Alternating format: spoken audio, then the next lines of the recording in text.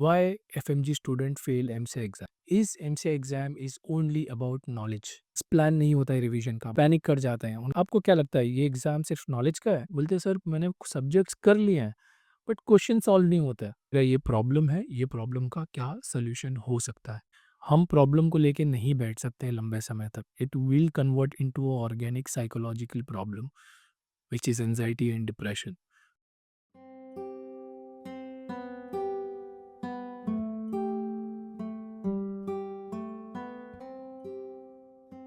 शुरू करने से पहले मेरे पास आपके लिए 2 इम्पोर्टेंट सवाल है। एक सवाल ये है why FMG student fail MCA exam?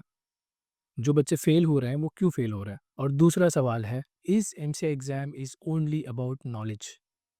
According to me, what I have noticed, FMG students does not fail MCI exam on the day of exam. They fail 1 month before exam. Some of them fail 1 week before exam. Some of them fail 1 day before exam.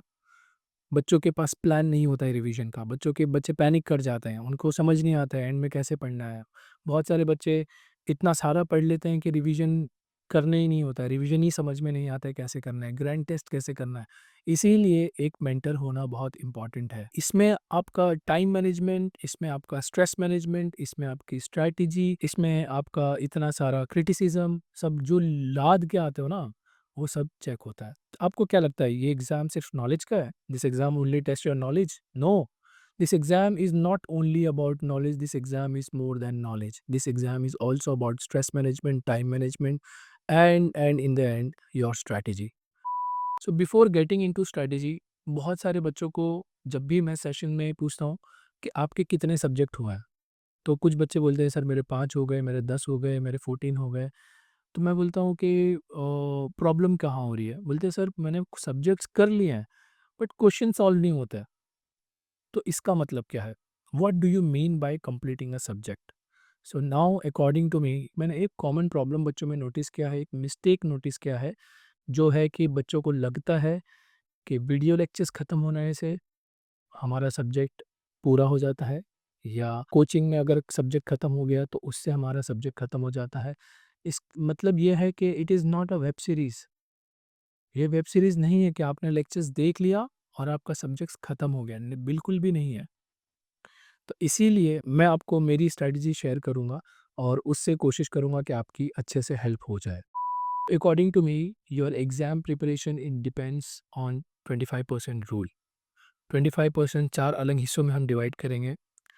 25% you complete your preparation when you complete watching video lectures, when you finish your subject in coaching or by reading textbook or by reading notes. Then another 25% you add when you do MCQs, multiple choice question from every topic, at least 50 MCQs from each topic. Third 25% you complete when you read explanation of each and every MCQ which you are solving, and last 25% is completely depends on your LMR, your revision, and last but not the least your grand test. और grand test बहुत लोग नहीं देते हैं और वहीं पे बड़ी प्रॉब्लम क्रिएट होती है, बिकॉज उनको लगता है डायरेक्ट एग्ज़ाम में अच्छा परफॉर्म करेंगे। नहीं, एग्ज़ाम से पहले जितनी गलतियां करना है कर लो। सारी सारी गलतियाँ ग्रैंड टेस्ट में कर लो ताकि आप एग्ज़ाम डे के दिन वो गलतियाँ रिपीट नहीं करोगे। The best grand test will be your exam day. इसीलिए आप नोटिस करोगे हर ग्रैंड टेस्ट पे वी इम्प्रूव अवर मार्क्स। पहले ग्रैंड टेस्ट और आखिरी ग्रैंड टेस्ट में डिफरेंस देखना, आप कभी भी आपका मार्क्स इम्प्रूव होगा। और अगर आपका मार्क्स इम्प्रूव नहीं हो रहा है then again you need some mentor to guide you in a right direction. If you want my help you can contact me, description में सारी डिटेल्स दी गई है, आप देख सकते हो। Now when I talk about strategy, क्या 19 सब्जेक्ट पढ़ने से ही एग्ज़ाम क्रैक होगा? नो, बहुत लोग 12 सब्जेक्ट पढ़ के भी क्रैक करते हैं, 15 सब्जेक्ट भी पढ़ के क्रैक करते हैं। बट बेसिकली मैं ये कहना चाह रहा हूँ कि आपको पढ़ना उतना है जितना आप रिवाइज़ कर पाओ। जैसे हमको कभी हम बहुत ज़्यादा खा लेते हैं, वॉमिट हो जाता है, राइट? तो लास्ट के 1 मंथ और 1 वीक में बच्चे वही करते हैं कि इतना ज़्यादा पढ़ लेते हैं कि उनको समझ ही नहीं आता है, तबीयत ख़राब होने लगती है। तो इसीलिए हमें पढ़ना उतना है जितना हम रिवाइज़ कर पाएँ, कर सकें। हमें पूरे 19 सब्जेक्ट पढ़ने हैं बट विद अ स्ट्रैटेजी। हमें अपने टॉप 13-14 सब्जेक्ट ऐसे चूज़ करने हैं जिसको हम 100% पढ़ेंगे। 100% मतलब उसमें कोई हाई यील्ड टॉपिक नहीं, कोई लो यील्ड टॉपिक नहीं, सारा का सारा पढ़ना है। और वो 14-15 सब्जेक्ट में your para clinical comes, your short clinicals and 2-3 long clinical subjects. Para clinical subject skip करने की गलती मत करना, बिकॉज़ बहुत सारे मेडिसिन सर्जरी के क्वेश्चंस पैरा क्लिनिकल सब्जेक्ट से भी बन जाते हैं। अगर आप में से अगर किसी ने अच्छे से किया होगा तो you will relate to my words. बहुत सारे बच्चे एनाटॉमी स्किप कर देते हैं, फिजियोलॉजी स्किप कर देते हैं विदाउट नोइंग कि कितना बड़ा प्रॉब्लम हो सकता है फ्यूचर में। एंड इवन कुछ बच्चे पास भी हो जाते हैं by skipping some basic subjects, उसमें प्रॉब्लम नहीं है, बट फ्यूचर में कहीं न कहीं एक वो गैप मिसिंग होता ही होता है।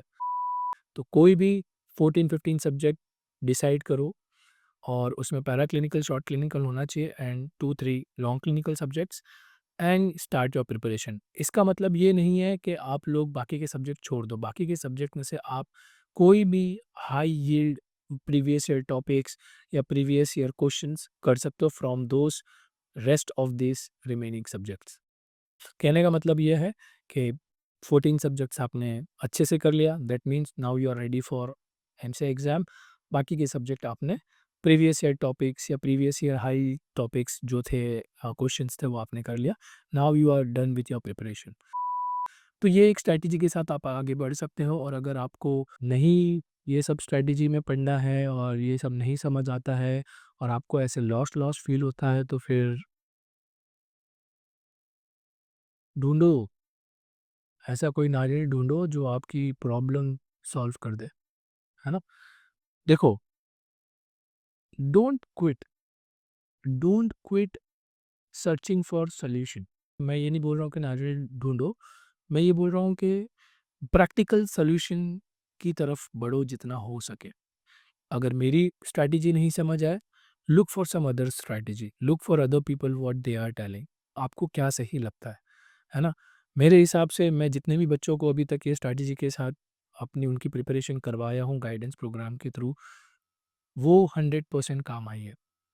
तो आपका हो सकता है कुछ अलग स्ट्रैटेजी आपके ऊपर काम आ जाए, बट कुछ बच्चों के साथ काम नहीं आती है, तो I usually change the strategy. उनके हिसाब से उनका माय मेंटल स्टेटस क्या है, उनके हिसाब से भी स्ट्रैटेजी चेंज होती है। तो कहने का मतलब ये है कि always don't overthink over anything, stress ज़्यादा मत लो। Just whenever you are overthinking, overthink about solution, कि भाई मेरा ये प्रॉब्लम है, ये प्रॉब्लम का क्या सॉल्यूशन हो सकता है। बिकॉज़ अल्टीमेटली हम प्रॉब्लम को लेके नहीं बैठ सकते हैं लंबे समय तक। It will convert into a organic psychological problem which is anxiety and depression. तो जितना हो सके, have your thought to be very solution oriented, और जितना हो सके उतना कोशिश करो कि छोटे-छोटे गोल सेट करो और उसको अचीव करने की कोशिश करो, ताकि आगे चल के आपका वो राई का पहाड़ जो होता है वो पॉजिटिव वे में राई का पहाड़ बनेगा। That will be your successful राई का पहाड़, है ना? चलो।